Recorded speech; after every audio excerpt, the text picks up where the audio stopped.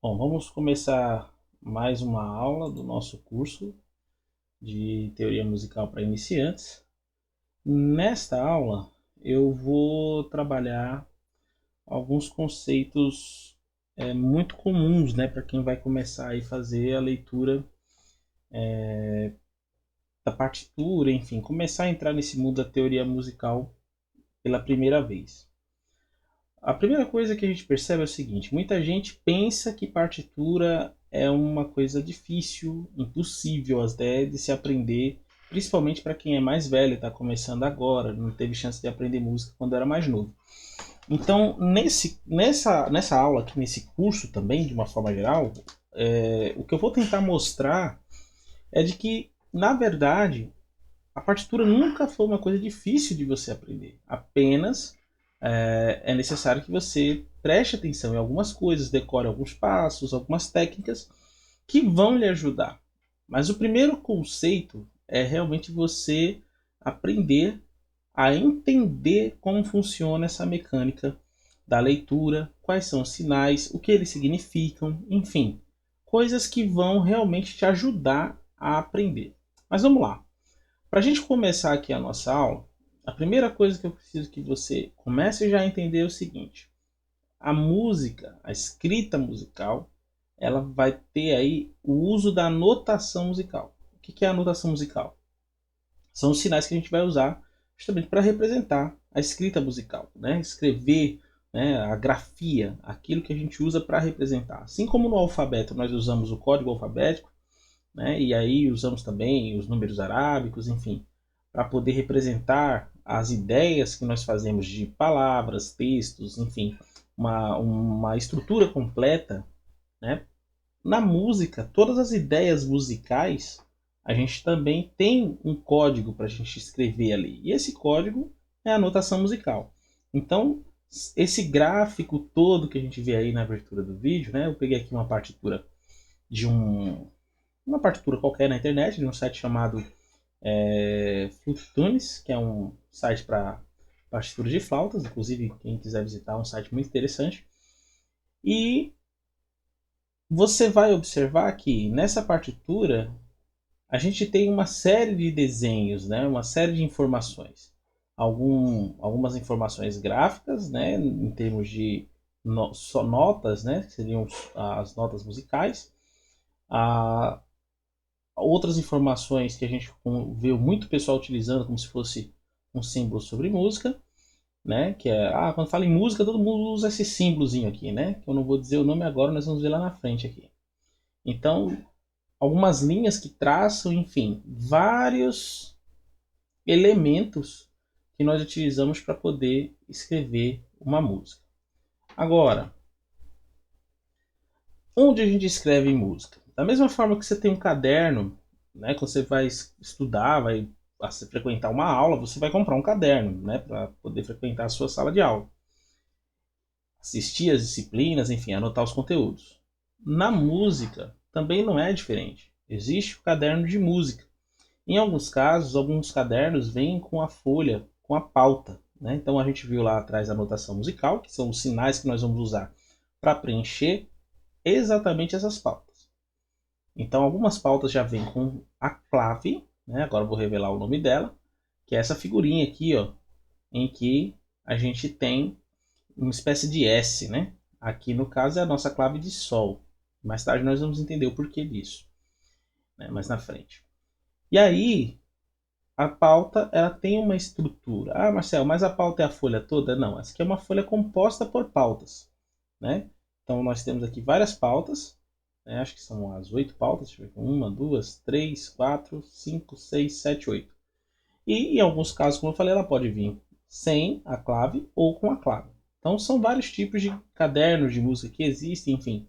Vai depender do tipo de instrumento, se é um arranjo para coral, se é um arranjo para instrumento. Então você vai definir aí qual tipo de pauta que é melhor para você. Mas como funciona a pauta? O que é a pauta propriamente dita? Né? De acordo com os livros de teoria musical, a gente vai encontrar essa designação em boa parte deles, né? Esse conceito, vamos dizer assim. São 5 linhas paralelas horizontais que formam 4 espaços onde se escrevem as notas. Então você vai ter esse conjunto de 5 linhas, certo? Ela vai formar espaço, então você vê aqui, ó, 5 linhas. Depois 4 espaços. O legal de você perceber isso aqui é que você já vê que eu estou contando de baixo para cima. Ah, Marcelo, mas por que é contado de baixo para cima? Enfim, na música, a pauta começa a ser contada dessa linha aqui, ó, para cima. Então isso é como se fosse uma convenção, né? É uma convenção, na verdade, de que todos os músicos vão começar a contar a partir dessa linha, tá? Existe um aprofundamento histórico aqui com relação à composição das notas, mas eu não vou me ater a isso agora. Posso fazer isso num outro vídeo. Mas até então, à medida que a história vai evoluindo na música, né, a gente vai vendo os acréscimos dessas linhas e aí chega ao que nós temos hoje, que é o pentagrama. E as notas, Marcelo, como é que elas são escritas? Olha só, nós vamos ter notas que são escritas nas linhas, então as cabeças das notas vão estar devidamente assentadas, né, sobre as linhas. Ou, em alguns casos, essas notas também vão ser escritas, né, nos espaços. Então, o que a gente percebe é que vão haver momentos em que as notas estão escritas nas linhas, momentos que as notas estão escritas no espaço. E isso é importante porque, se você souber fazer a contagem das linhas e identificar esses pontos, fica muito mais fácil para você perceber onde a nota está localizada. Tá? Por que isso? Porque lá na frente você vai perceber que, a depender da posição da nota, uma série de informações musicais vão estar sendo repassadas para você, como por exemplo, se um som é agudo, se um som é grave, certo? Ou se ele permanece na mesma altura. Então esse jogo de linhas e posicionamentos das notas, eles vão ajudar você a perceber como o som vai se comportar durante o momento da execução da canção. E aqui a gente tem um exemplo disso, né? Bom, nós sabemos que a quantidade de sons que existem, né, são muito grandes, mas nós temos 7 sons musicais. Quais são eles? Dó, Ré, Mi, Fá, Sol, Lá e Si. E esses sons musicais, eles vão começar a se repetir. Então, à medida que você vai saindo do grave, né, o mais grave, aqui, e vai caminhando até o mais agudo, ou seja, vai fazendo a voz ficando fininha ali, né, agudinha, você vai estar, na verdade, fazendo uma repetição dessas várias séries. Então você começa. Dó, Ré, Mi, Fá, Sol, Lá, Si. Aí, Dó, Ré, Mi, Fá, Sol, Lá, Si. E assim você vai subindo até chegar num agudo que você não consegue mais fazer ali, né? Então, essa repetição, ela precisa estar estruturada, ela precisa estar colocada ali dentro das notas, né? E principalmente dentro do pentagrama. Agora, vamos pensar nisso, ó. Imagina que você tem um piano aí, tá? Você tem os 7 sons musicais. A partir do momento que você vai subindo, vai subindo, vai subindo, esses sons musicais a gente vai ter uma variedade tão grande que vai permitir que você coloque num instrumento musical uma música completa. E aí, o piano é o nosso principal exemplo. Por quê? Porque o piano tem uma extensão muito grande. Ele vai desde uma nota muito grave, né, dentro do campo dos instrumentos musicais, inclusive do campo orquestral, até uma nota bastante aguda, tá? Então vamos pensar assim, ó. Você vai ser daqui: Dó, Ré, Mi, Fá, Sol, Lá, Si, Dó. Você saiu e foi subindo, né, para o seu lado esquerdo. Você foi na direção do lado esquerdo, mas na pauta isso está subindo aqui, tá? Bom, se eu fizesse o movimento voltando, o que ia acontecer? Haveria uma mudança nesse comportamento da leitura da partitura. Não é uma das coisas que eu fico preocupado, às vezes, é que muitos alunos acabam, na hora que a gente está explicando isso, entendendo meio errado. Por quê? Porque quando a gente fala que está voltando, o cara acha que vai fazer, às vezes, a leitura ao contrário aqui, né? Já vi casos desse tipo. Mas não é isso que acontece. Na verdade, as notas vão começar continuam andando para o lado direito, né, da leitura, mas elas vão começar a descer. E no teclado a gente vai começar a voltar aqui. Então vai ser Dó, Si, Lá, Sol, Fá, Mi, Ré, Dó. Então você está voltando para cá, né? A gente vai ver que, de acordo com esse espaço, né, ali eu peguei só um trechinho, mas como a gente viu lá aquela pauta, que era muita nota ali, né, no desenho do teclado, aí a gente fica pensando, poxa, será que cabem todas essas notas num pentagrama?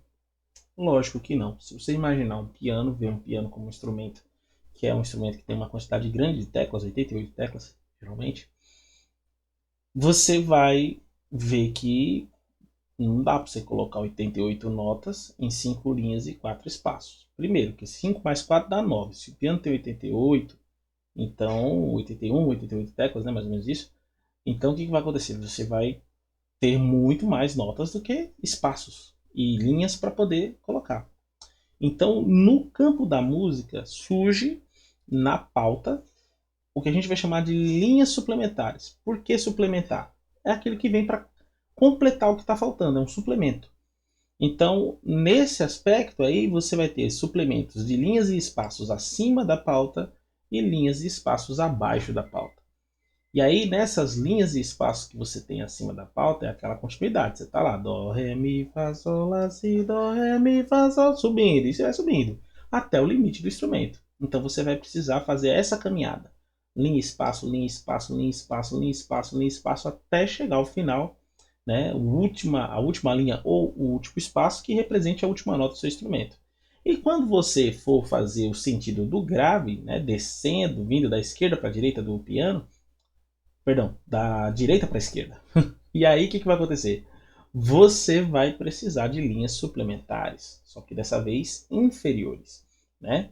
Então você vem lá, Dó, Si, Lá, Sol, Fá, Mi, Ré, Dó, Si, Lá, Sol, Fá, Mi, e vai descendo.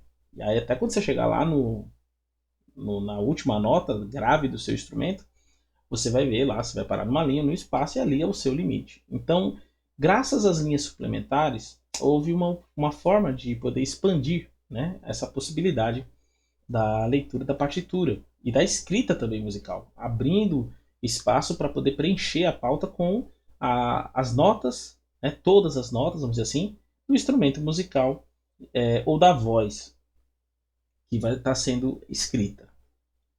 Bom, eu tinha mostrado lá atrás que as linhas são contadas de baixo para cima, assim como os espaços dentro da pauta, tá?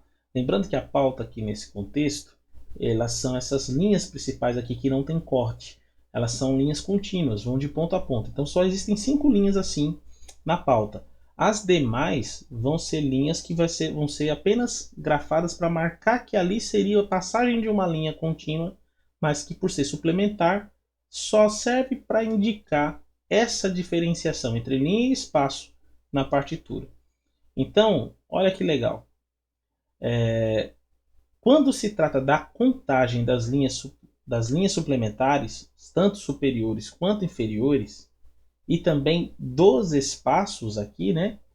A gente conta a partir da pauta. Então, por exemplo, essa aqui é a primeira linha suplementar superior, essa daqui já é a segunda linha suplementar superior, e essa daqui a terceira linha suplementar superior, tá? Aqui nós temos a primeira linha suplementar inferior, a segunda linha, deixa eu voltar aqui, passei, voltando aqui, essa aqui é a segunda linha suplementar inferior, essa é a terceira linha suplementar inferior. Então, como eu falava, né, à medida que você sobe, você vai contar as linhas suplementares a partir da pauta. Então, se essa aqui é a última linha da pauta, a quinta linha da pauta, então agora eu vou começar a usar as suplementares superiores. E isso também se reflete nos espaços. Então, ó, acabou aqui a quinta linha, esse seria aqui imediatamente, né, acima dessa quinta linha, o primeiro espaço suplementar superior, aqui o segundo, né, e aqui o terceiro. E assim sucessivamente, inclusive com a respeito das linhas de espaços suplementares inferiores. Isso aqui você tem a primeira linha, essa aqui é o primeiro espaço suplementar inferior. Ok? Então, só a título desses exemplos, para a gente poder conhecer, né? Vamos imaginar agora como é que é esse processo com relação a algumas características do som que nós estudamos nas aulas iniciais. Tá? Nós vimos lá entre as propriedades do som a propriedade da altura, que é aquilo que determina se um som musical é agudo ou se ele é grave. E nesse aspecto, o que a pauta permite ao músico perceber? E é uma coisa que eu gosto muito na partitura porque diferencia de outras linguagens, como por exemplo a cifra. Né? O músico que ele toca por cifra, ele não tem essa informação tão clara quanto numa partitura. Lógico, não estou desmerecendo a cifra aqui. A cifra ajuda muito, você consegue resumir muito a informação musical e garantir muitas outras informações também importantes para se tocar. Mas até então, quando se fala de minuciosidade, a partitura tem essa vantagem porque ela apresenta exatamente ali como ela quer as coisas. E aí, nesse caso da propriedade da altura, o que a gente percebe? Quando o nosso instrumento, aqui nesse caso, ele está aparecendo com as notas da leitura da pauta que foi escrita para ele subindo assim, significa dizer que eu estou saindo do som grave, aquele som, né, que o pessoal costuma dizer assim, grosso, né, aquela sensação cheia, triste, mais para baixo assim, né? Então a gente está saindo desse som e está indo para aquele som mais agudo, mais leve, né? Aquele som menos pesado em relação aos anteriores, né? Que parece que está flutuando, aquela coisa bem suave. Então isso é um movimento, né? Que a gente percebe do grave para o agudo. Agora vamos perceber aqui embaixo o que acontece quando a partitura começa a dar uma espécie de queda no gráfico. Né? A gente tem um gráfico aqui, na verdade, um gráfico que começa a subir a escrita e depois um gráfico que começa a descer. Então, nesse movimento aqui, que é um movimento descendente, a nossa partitura está fazendo com que a sonoridade, o som do nosso instrumento, comece a sair do agudo, né, daquela região aguda, e ele vai descendo para o grave até chegar, né, no ponto em que haja uma mudança nesse sentido.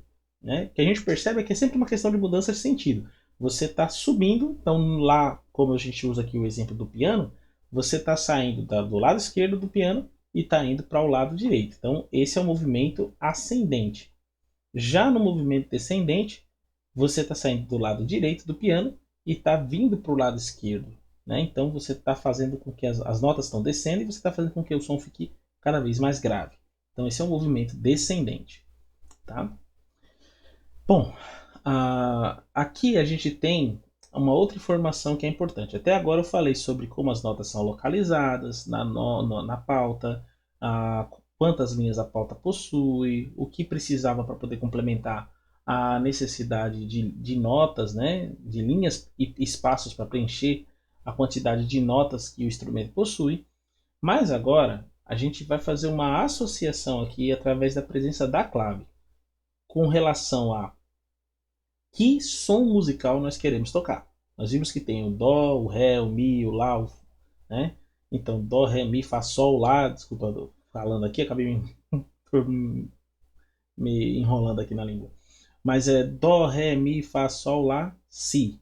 Né? Descendo, Si, Lá, Sol, Fá, Mi, Ré, Dó. Então, tipo, a colocação dessa nomenclatura, né, e a identificação dos sons que devem ser tocados começam a partir justamente da presença da clave. E o que é a clave, Marcelo?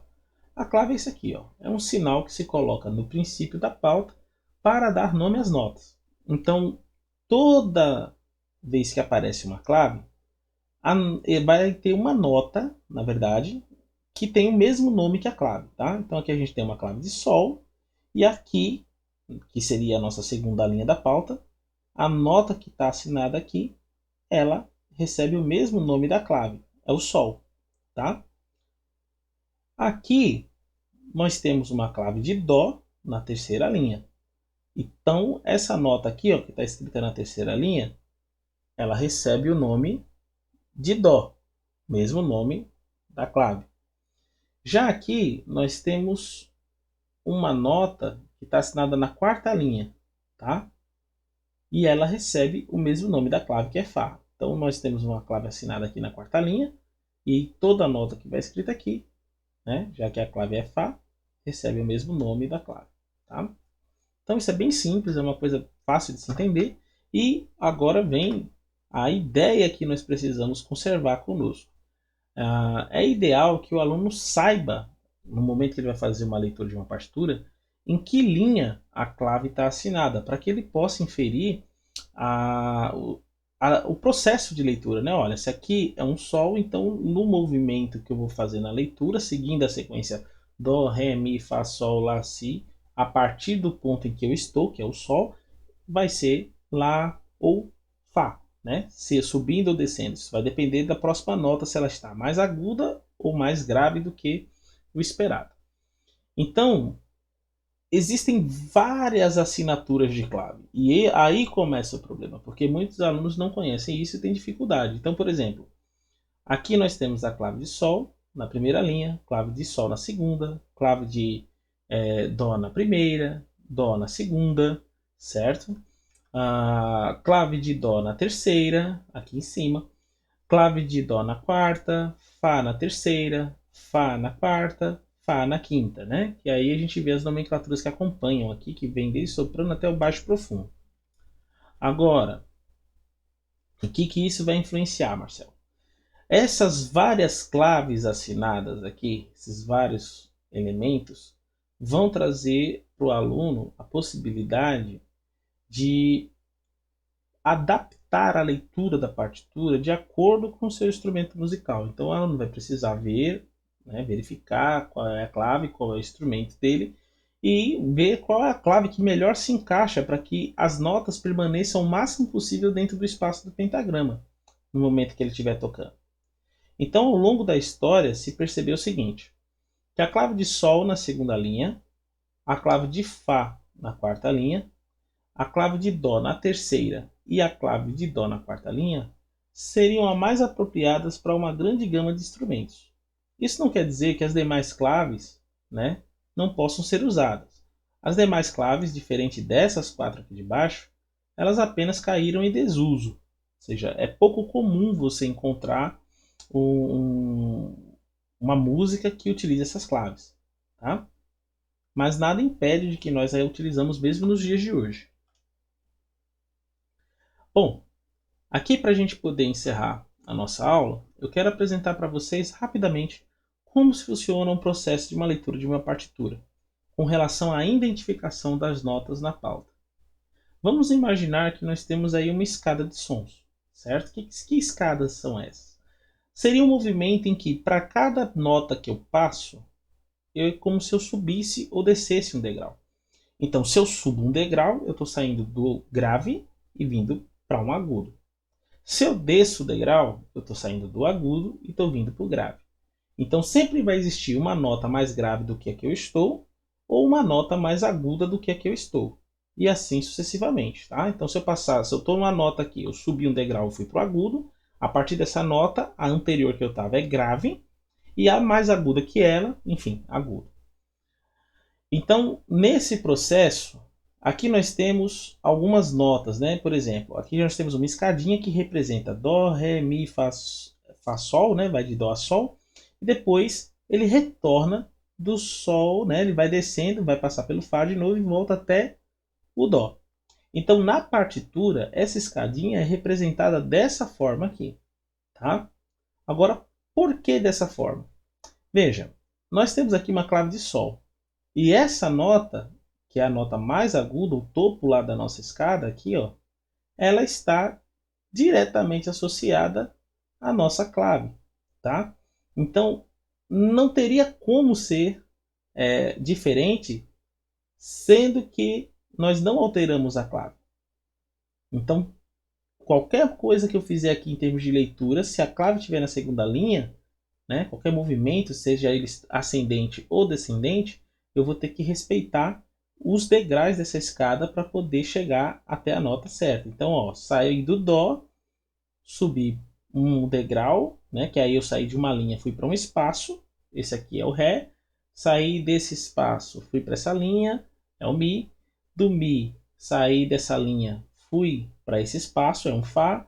Daqui, saí do Fá e fui para o Sol. Então, cheguei até o Sol, tá? Então, é legal que o aluno perceba isso. Por quê? Porque muita gente se confunde nesse processo. E uma das coisas que é interessante você fazer é você fazer o treino, tá? Pega uma partiturazinha, uma pauta, escreve um monte de notinha dessas, escolhe uma clave, coloca na posição aqui no início, e aí você começa fazendo a leitura disso. Você vai treinando isso. Olha, isso aqui é um dó, é um ré, é um mi, é um fá. E caso você não tenha um professor de música para te ajudar nesse momento, você pode procurar um amigo que saiba fazer uma leitura de partitura. Isso não impede de vocês estudarem em conjunto. Pelo contrário, o estudar em coletivo é muito, é muito bom para o estudo de música, porque você aprende, né? E você consegue também até trocar ideias com o seu colega ali, quem sabe encontrar meios de aprender mais conceitos, enfim, aprender mais sobre música no campo teórico. Então eu vou encerrando essa aula por aqui. Eu espero que você tenha gostado desse trabalho, que você tenha entendido, certo? E sugiro que você aproveite essa nossa última tela aqui para poder exercitar, né? Tenta fazer uma relação, estabelecer o treino, perceber como é e tentar reproduzir. Você pode até usar essa tela como um gabarito para você poder treinar a leitura a partir de uma pauta que você mesmo pode construir, né? Que você tenha um caderno em casa ou você pode baixar, eu vou deixar na descrição do vídeo, uma pauta, né, para você fazer o exercício, imprimir e fazer o exercício em casa. Então, desde já, agradeço a sua paciência, né, em assistir essa aula até agora e agradeço também a sua participação aqui no canal. Dá um joinha pra gente, dá um like, né, e até o próximo vídeo.